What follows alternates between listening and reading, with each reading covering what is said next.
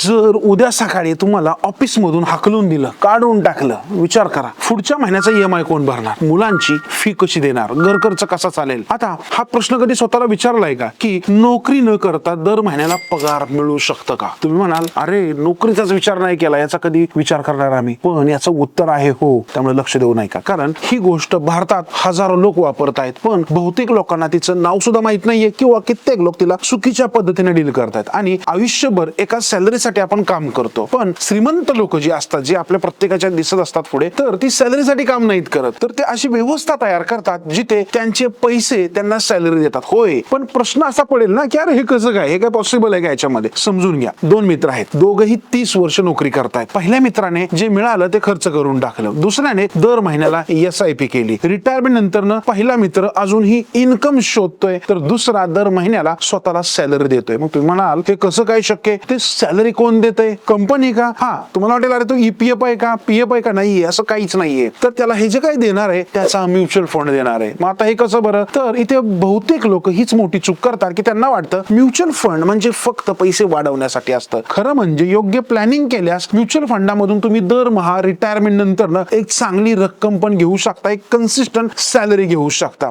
आता हे कसं करायचं बरं समजून सांगतो. यासाठी एक सिंपल सुविधा असते ज्याला बोलतात SWP म्हणजेच सिस्टमॅटिक विड्रॉल प्लॅन. आता काय होतं नीट समजून घ्या, याच्याबद्दल खूप सारे गैरसमज लोकांच्या मनामध्ये आहेत. तर SIP मध्ये तुम्ही दर महिना पैसे गुंतवता, तुमच्या बँक अकाउंट मधून म्युच्युअल फंडाच्या अकाउंट मध्ये पैसे जातात. SWP मध्ये तुम्ही झालेला कॉर्पस फंडामधून तुमच्या बँक अकाउंट मधून येतो. म्हणजे ही रिव्हर्स प्रोसेस असते, परंतु ती योग्य वेळी, योग्य वर्षानंतर आणि योग्य स्पीड न करावी लागते. बरोबर? म्हणजे दर महिन्याला ठराविक रक्कम त्याच्यामधून काढून घेऊ शकतो. कंपनी सॅलरी देत नाही, तुमची इन्व्हेस्टमेंटच तुम्हाला सॅलरी देऊ शकते, ज्याला आपण बोलू शकतो पॅसिव्ह इन्कम आपण जनरेट केलाय. समजा एखाद्या व्यक्तीने 25-30 वर्ष शिस्तबद्ध गुंतवणूक केली, रिटायरमेंट नंतर त्याला प्रत्येक महिन्याला 50,000ची जर गरज असेल, तर अशा वेळी संपूर्ण पैसे एकदम काढण्याऐवजी तो त्याचा प्रॉपर एक गोल प्लॅन बनवेल आणि त्याच्यानुसार त्याची जी काही जोखीम आहे, टॅक्स असेल आणि इतर उपलब्ध कॉर्पस पाहून SWP द्वारे तो नियमित रक्कम काढून घेऊ शकतो आणि कन्सिस्टंट इन्कम जनरेट करू शकतो. म्हणून SIP ही फक्त एक इन्व्हेस्टमेंट नाहीये, ती भविष्यातील सॅलरी तयार करण्याची सुरुवात आहे. म्हणून इथे टिकून राहणं गरजेचं आहे आणि कन्सिस्टंट राहणं गरजेचं आहे. मित्रांनो लक्ष देऊ नये का की